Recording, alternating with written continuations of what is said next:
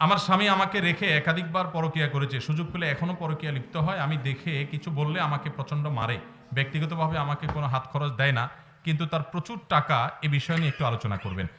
পরকীয়া এটা আমাদের সমাজে এখন ঘরে ঘরে ঘরে ঘরে। কিছু কিছু পরকীয়া আছে আমরা টেরও পাই না, ওই যে ইনবক্সে চলে, ঠিক না বেঠিক?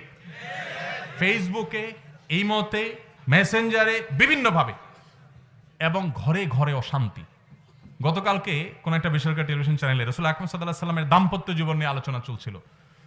আমরা আলোচনা করতে করতে 4টা পর্ব রেকর্ড হয়ে গেছে, মানে 100 মিনিটের বেশি রেকর্ড হয়ে গেছে, কিন্তু কোনো কুল কিনারা করা যাচ্ছে না।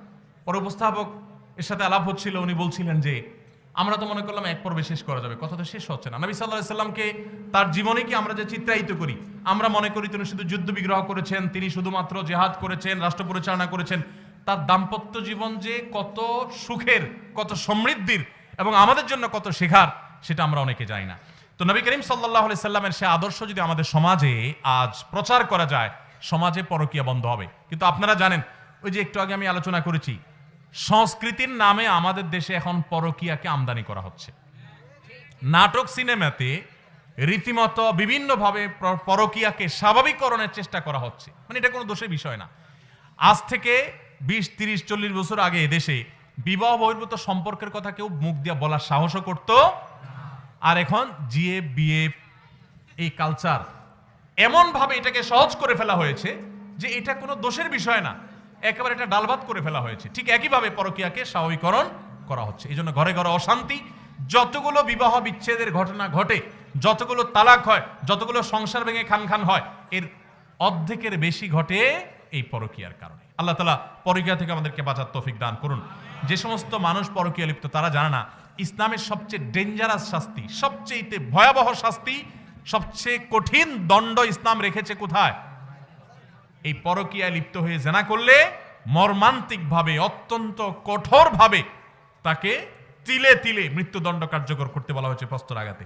কঠিন একটা বিষয়। এটা এজন্য করা হয়েছে যে পরকীয়া যদি ব্যাপক হয়ে যায়, আজকে পশ্চিমা দুনিয়ার সন্তান কেন হচ্ছে না?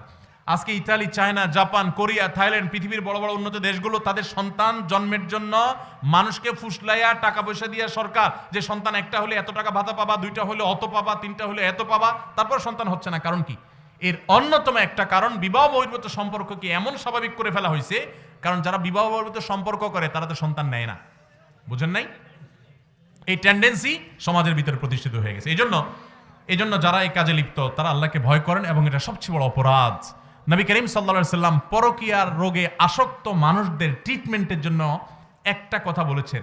এই একটা কথার বাস্তবতা উপলব্ধি করতে পারলে এই রোগটা সেরে যাওয়ার কথা। সেটা হলো যে নবী সাল্লাল্লাহু আলাইহি সাল্লাম বলেছেন, তোমার স্ত্রীকে আল্লাহ রাব্বুল আলামিন যে অবয়ব দিয়ে তৈরি করেছেন, তুমি তোমার ঘরের স্ত্রী রেখে অন্য স্ত্রীতে যে মস্তেছ বা তার প্রতি আসক্ত হচ্ছ, একই কথা মেয়েদের জন্য প্রযোজ্য। তোমার যে স্বামী আছে তাকে আল্লাহ তাআলা যে অবয়ব দিয়ে সৃষ্টি করেছেন, তুমি আরেকজনের সাথে পরকীয়া করছো, তারও একই অবয়ব, পার্থক্য কিছুই। শয়তান তোমার কাছে অনেক চমৎকার করে উপস্থাপন করছে, ধ্বংস হওয়ার পরে হয়তো আফসোস করবে। পরকীয়া লিপ্ত হয়ে সংসার ভাঙা বহু নারী আর্তনাদ করে, হাহাকার করে, বহু পুরুষ হাহাকার করে, আর হয়তো ব্যাক করার সুযোগ পায় না। এজন্য আল্লাহকে ভয় করেন এবং সংশোধন করেন, এবং জেনার এই ভয়াবহ রোগ থেকে বাঁচার জন্য আল্লাহর খাঁটি বান্দা, আল্লাহ ভীরু মানুষ, মুত্তাকি পরহেজগার মানুষ, নেককারদের সোহবত এবং সান্নিধ্যের কোনো বিকল্প নাই। এক ব্যক্তি এসে নবী সাল্লাল্লাহু আলাইহি সাল্লামের কাছে জেনা করতে তার মনে চায়, আকাঙ্ক্ষা ব্যক্ত করেছেন। নবী সাল্লাল্লাহু আলাইহি সাল্লাম তাকে অত্যন্ত চমৎকারভাবে উপদেশ দিয়েছেন এবং তার সোহবতে কিছু সময় ছিলেন। এরপরে সে বলেছে, আমার অন্তরে আকাঙ্ক্ষা বিলকুল নাই, শেষ হয়ে গেছে। এই জন্য ভাইরা, এই ব্যক্তিকে কোন আল্লাহওয়ালা, নেককার, আল্লাহর খাঁটি বান্দা, মুত্তাকি পরহেজগার মানুষদের সোহবতে, সান্নিধ্যে, মজলিসে বিশেষ করে পাঠাতে হবে। আশা করা যায় ইনশাআল্লাহ সে সংশোধিত হবে।